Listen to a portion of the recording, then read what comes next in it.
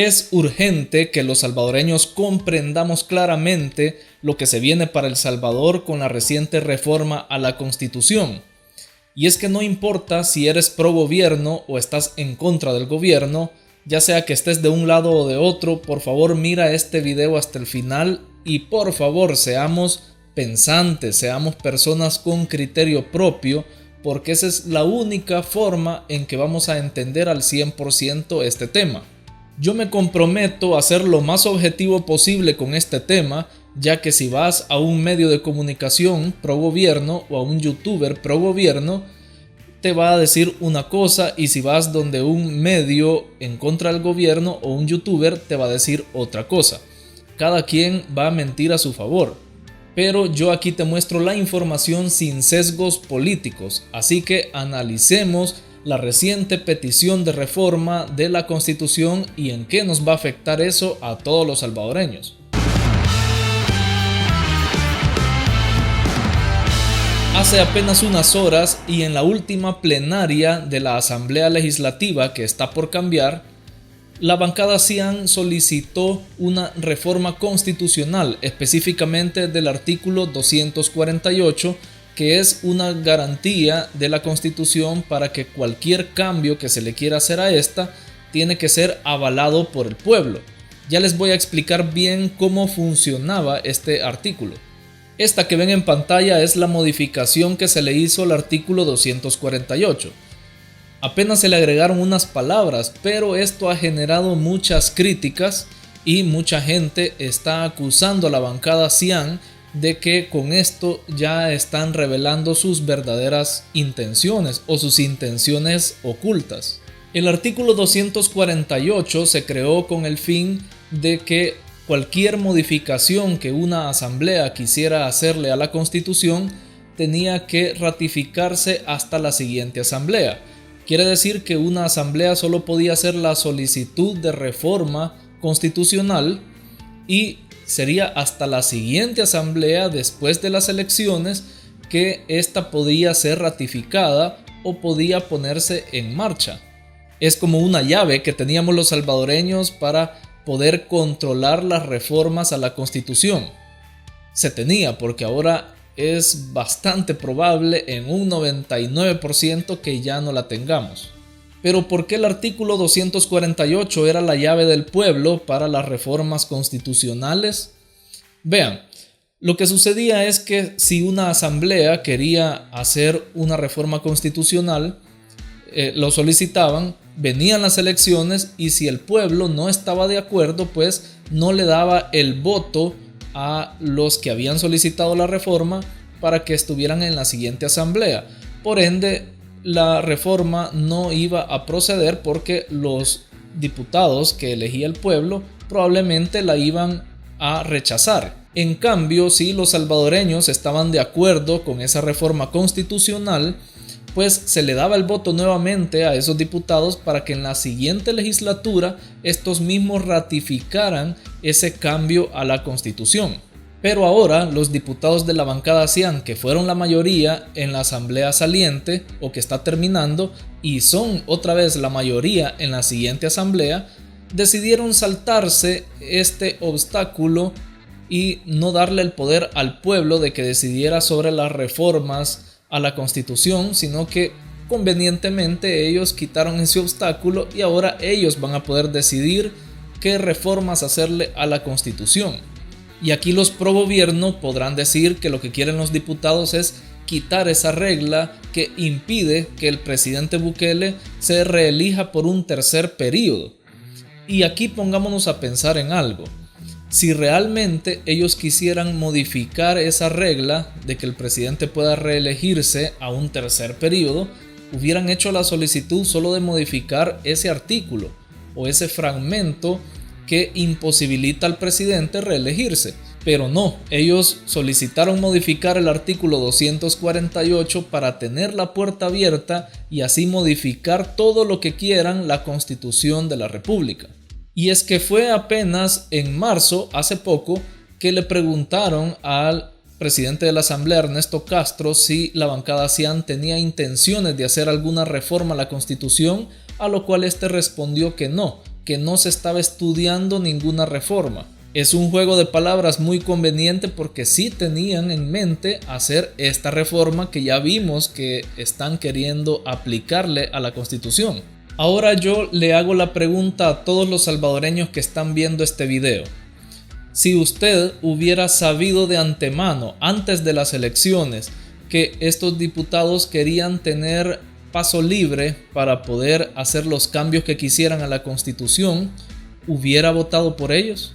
Si hubiera conocido las intenciones de estos diputados antes de las elecciones, ¿habría votado siempre una segunda vez por ellos?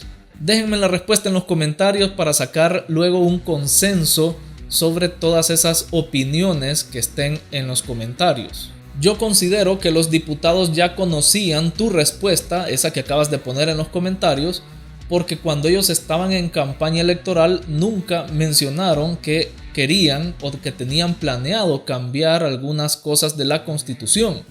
Y es que si lo hubieran mencionado, mucha gente no habría votado por ellos porque no hubieran querido darles tanto poder. Aunque si lo pensamos bien, esta reforma a la Constitución ya se veía venir desde que Nayib Bukele asumió la presidencia.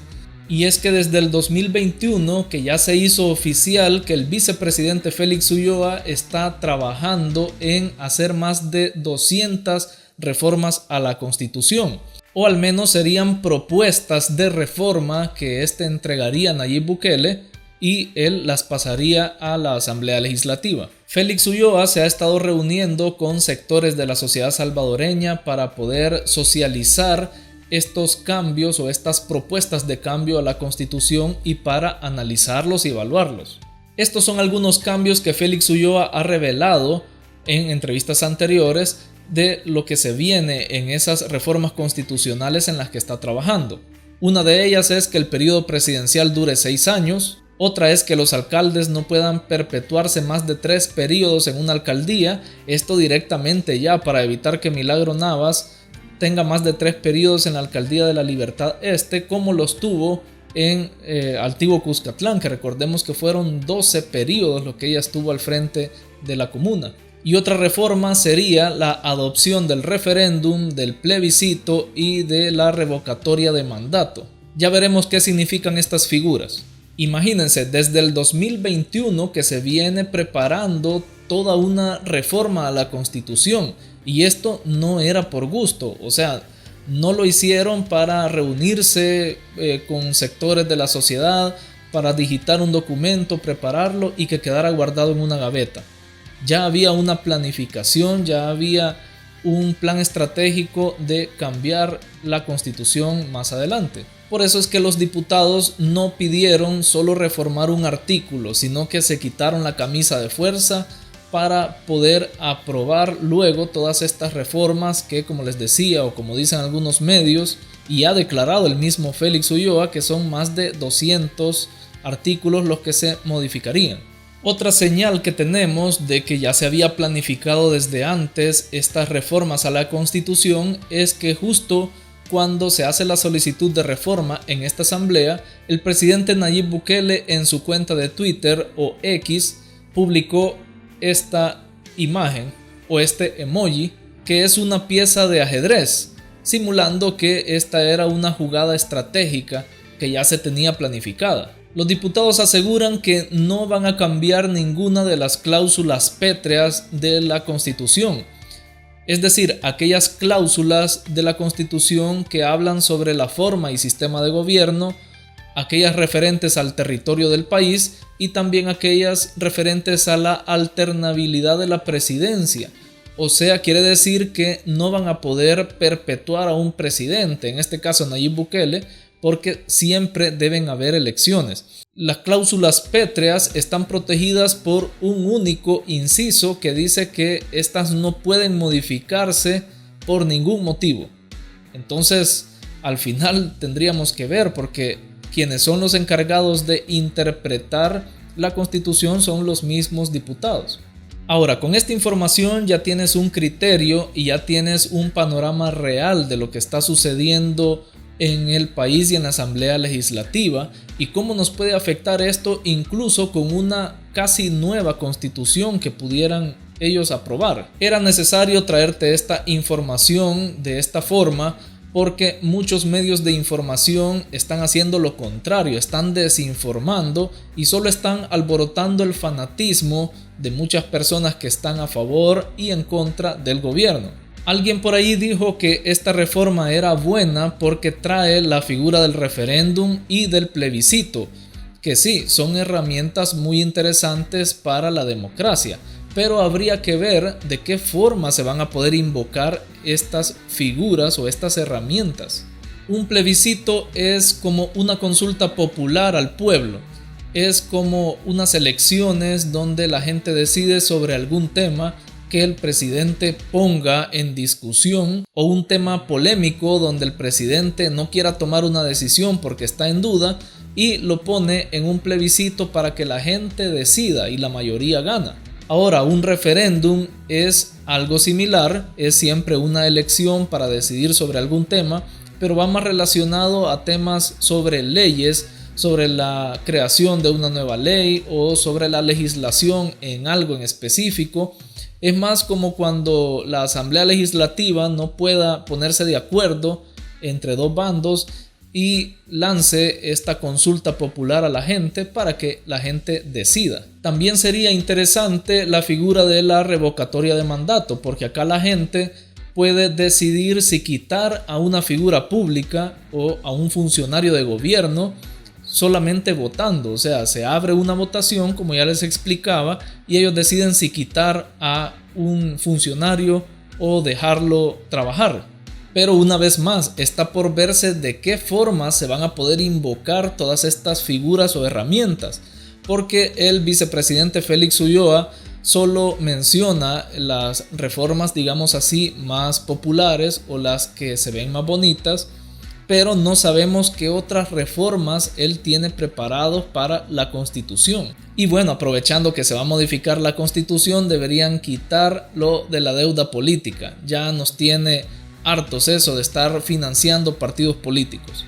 La Constitución actual nació en el año de 1983 de la mano de la Asamblea Constituyente. Estaba compuesta por 60 diputados, que 24 de ellos eran del PDC, 19 de Arena, 14 del PCN y 3 civiles. PDC y PCN se unieron para lograr la mayoría y así poder aprobar esta constitución que es la que tenemos actualmente.